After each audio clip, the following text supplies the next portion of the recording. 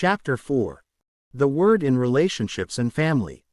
In the Grail Message, Abdrushan explains that the human word is not merely a sound vibration but a living form that weaves into creation.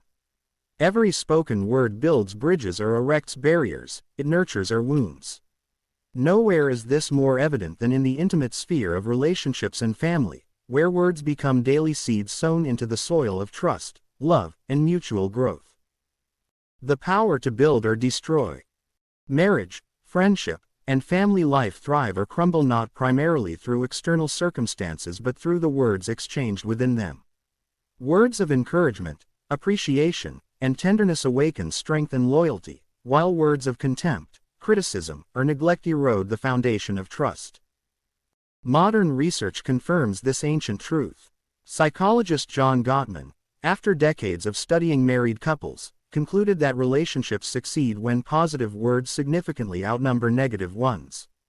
His famous magic ratio of 5 positive interactions for every 1 negative illustrates the profound creative or destructive force of the word in intimate bonds. Couples who consistently spoke harshly or dismissively were overwhelmingly more likely to divorce, while those who used affirming, respectful words endured. Abdrushan's teaching reveals why. Words are not empty. They are forces that either align with the laws of creation, uplifting, harmonizing, or work against them, burdening and corroding. When spoken in relationships, these forces do not vanish. They return, reinforcing either joy or pain, weaving fate between individuals. Words spoken to children. The destiny of children is especially shaped by the words of parents.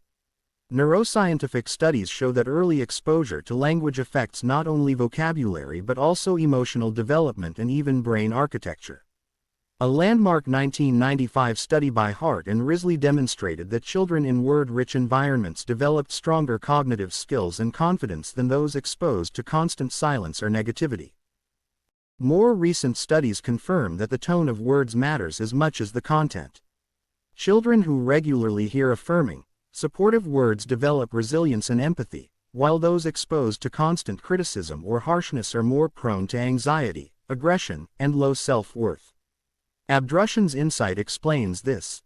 The living power of words plants itself into the child's spiritual soil, sprouting either healthy growth or distortion that can shape an entire life. Consider the simple difference between a parent saying, "You made a mistake, but you can do better," and "You are useless." The first word corrects without destroying, the second word chains the child's spirit with an image of failure. Both sentences, once spoken, continue to live within the child, weaving into their fate. Words in conflict. The destructive potential of careless words in family conflict is sobering.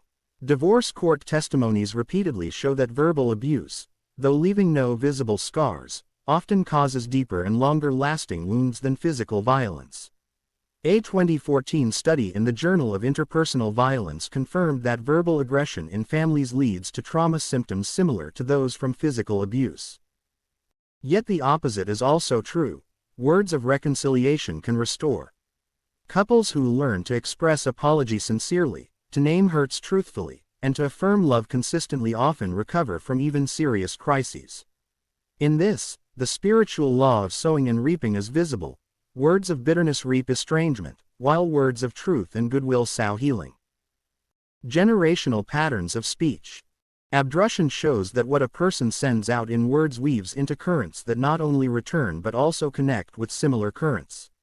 Families often inherit not only wealth or poverty but also verbal patterns. Children who grow up in households marked by sarcasm, blame, or contempt unconsciously replicate these in their own relationships. Studies in family psychology call this intergenerational transmission of communication patterns. It is nothing other than the return of words, magnified across generations. Conversely, families that consciously cultivate a culture of blessing, affirmation, and respect transmit these living currents to children and grandchildren. In such homes, the word becomes a sanctuary of light, weaving joy into the family's destiny. The way forward. To restore relationships and families in confusion today, the path is clear: awaken to the living power of the word. Every conversation is a sowing. Every spoken sentence adds to the family's collective destiny. Words of truth, love, and encouragement are not luxuries but necessities for spiritual and emotional health. Practical steps can be drawn from both Abdrushan's teaching and modern research. Conscious speech. Pause before speaking, recognizing that every word has consequence. Blessing over cursing. Replace habitual negativity with deliberate words of hope and affirmation. Conflict transformation. Use words to name truth without wounding, to seek resolution rather than victory. Speaking life to children. Daily affirmations, truthful encouragement, and respectful correction shape destiny far more deeply than material provision alone. The family is the first school of the human word. It is where children learn how to use words to heal or to wound, to build or to destroy. If humanity is to rise out of confusion, it must begin here, with each individual learning to use words consciously in their closest bonds. For in the hidden chambers of family speech, the destiny of future generations is quietly being written.